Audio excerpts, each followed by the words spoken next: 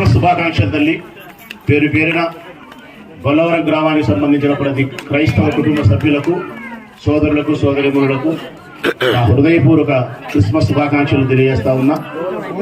లోకరక్షకుడైన ఆ ప్రభు చల్లని దీవెనల చేత మీ అందరి కుటుంబాలకు సంపూర్ణ ఆరోగ్యాన్ని, ఆయుష్ను ప్రసాదించాలని, ఆత్మతృప్తితో మీ బిడ్డలతో సంతోషంగా మీరు జీవించాలని యేసు నామమున మీ అందరి పేరున ప్రార్థన చేస్తా ఉన్నా తల్లి.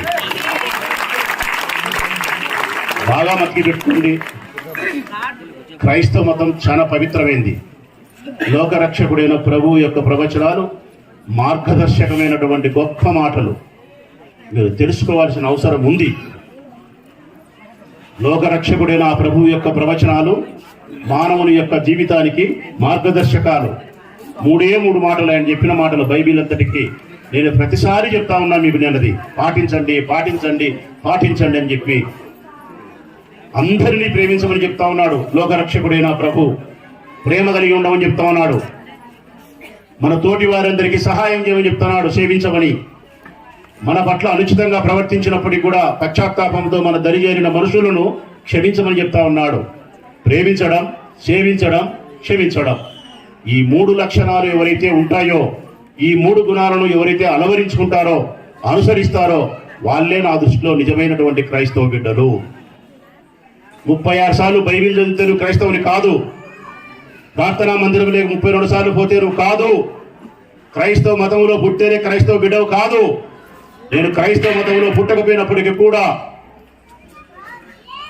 లోకరక్షకుడైన ప్రభు చెప్పిన 3 మాటల పట్ల విశ్వసనీయత కలిగిన మనిషిగా, ఆ మాటలను ఆరాధించే ఆరాధన కలిగిన వ్యక్తిగా, ఆ ప్రభు మాటల పట్ల విశ్వసించి నేను ప్రయాణం చేస్తా ఉన్నా.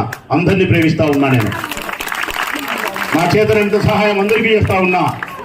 నా పట్ల అనుచితంగా ప్రవర్తించినా కూడా పశ్చాత్తాపంతో నా దరి చేరితే విశాలమైన హృదయంతో ఆ ప్రభువును స్మరించుకొని క్షమించగలుగుతా ఉన్నా. నేను క్రైస్తవ బిడ్డను, మీరు కాదు తల్లి, నేను క్రైస్తవ బిడ్డను. ఈ లక్షణాలు ఎవడుకుంటే వాడే క్రైస్తవుడు.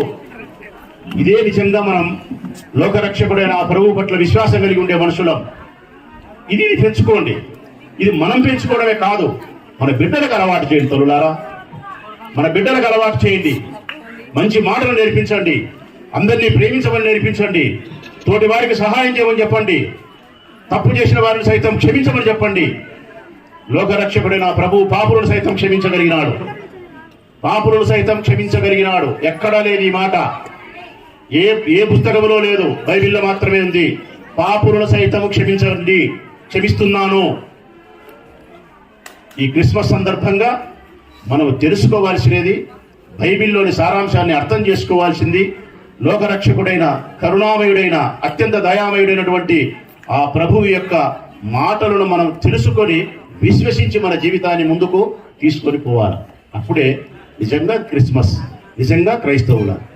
అట్లా కాకుండా మనం వేరుగా జీవించగలిగితే వచ్చిన ప్రయోజనం లేదు అన్న సత్యాన్ని మీ అందరికీ మనస్ఫూర్తిగా తెలియజేస్తూ, ఈ క్రిస్మస్ సందర్భంగా మీ అందరికీ నా హృదయపూర్వక శుభాకాంక్షలు తెలియజేస్తూ, సదా ఆ లోకరక్షకుడైన ప్రభువు ఆశీస్సులతో ఈ బొల్లవరం గ్రామ ప్రజల యొక్క సేవలో నరసింహారెడ్డి కుటుంబము, మేము సదా మీకు సేవకులమై ఉంటామని చెప్పి మనస్ఫూర్తిగా తెలియజేస్తూ సెలవు.